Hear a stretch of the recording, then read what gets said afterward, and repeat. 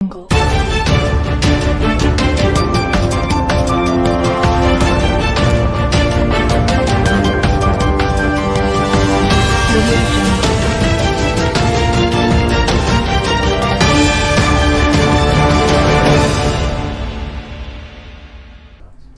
afternoon, you're welcome to Fliptv News. I'm Christian Chuku. Let's take a look at the top headlines.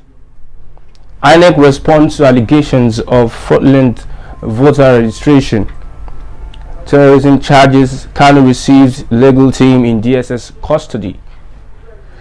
Ex-speaker defects to PDP, call APC a disaster. And Lagos government announced plans to shut Ladipo Oyingbo markets indefinitely. Let's take a look at the news in details. Nigeria's electoral umpire in the Independent National Electoral Commission has denied the voter registration fraud allegation made by the coalition of united political parties.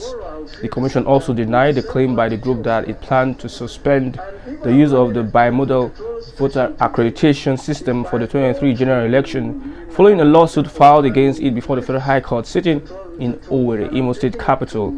The CUPP has also alleged that fake foreign names from Zimbabwe, Jamaica, Brazil, amongst others, were imputed into the register by a party to dubiously have an advantage in the next general elections.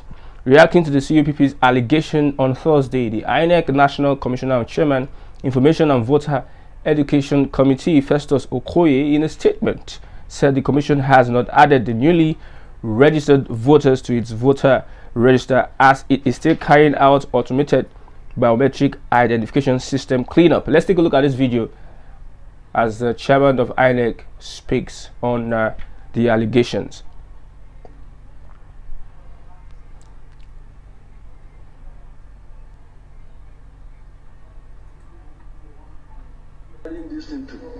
Situation to me is not even anything to believe, because scientifically you cannot tell me that if I fill my tank today, tomorrow I'll fill the same tank with the same quantity of fuel.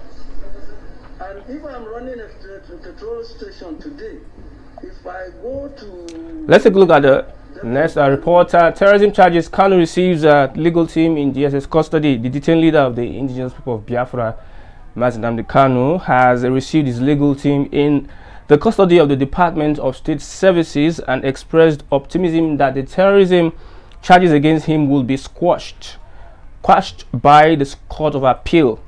The legal team on a routine visit granted by Justice Binta Nyako of the Federal High Court in Abuja was led by Chief Mike Ozeko-Mesan and leader of his legal team Ifeanyi Ejiofor, accompanied by some of Kanu's family members.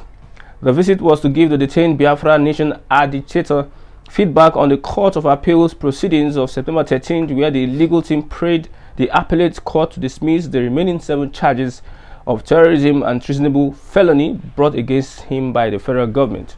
A statement issued by Ejiofor on Friday after the visit said that Kanu was in high spirits and confident that the Court of Appeal in Abuja will discharge and acquit him from the terrorism charges.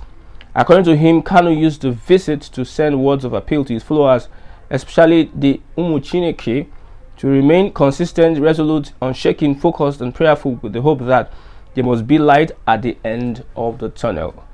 Over to an ex-speaker leaving APC. Former Speaker of the House of Representatives, Right Honorable Gale Naaba, has returned to the People's Democratic Party, saying the All Progressives Congress, which he defected to a few years ago, is a disaster and calamity that has taken the nation backward. Naaba said the ruling party, APC, will surely face the wrath of Nigerians come 2023 for causing more pains to the nation.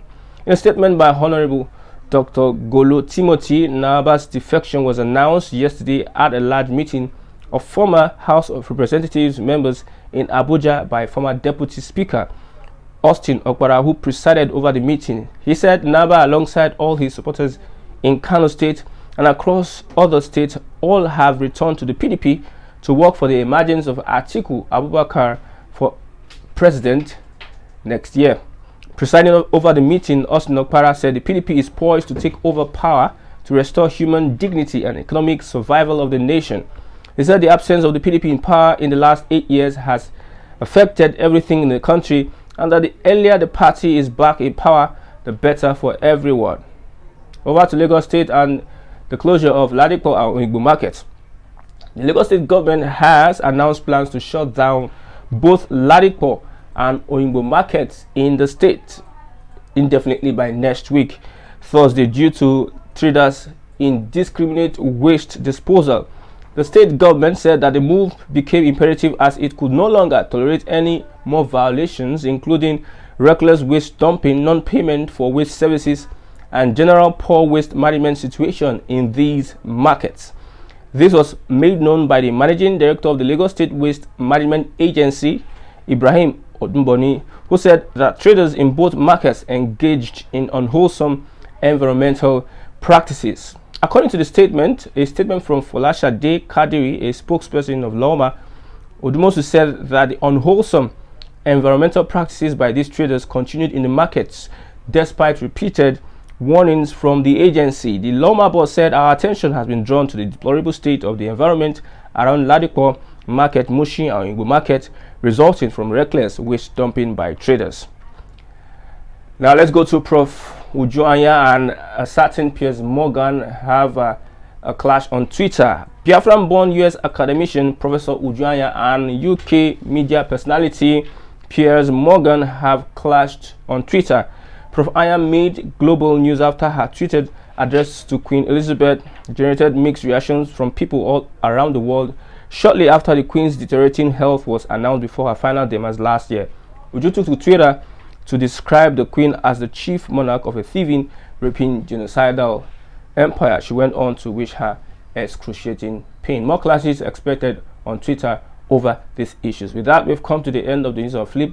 I'm Christian Chiko. Thanks for watching. Click on the like and share button so that we can get more updates to you. Bye for now. Thanks for watching.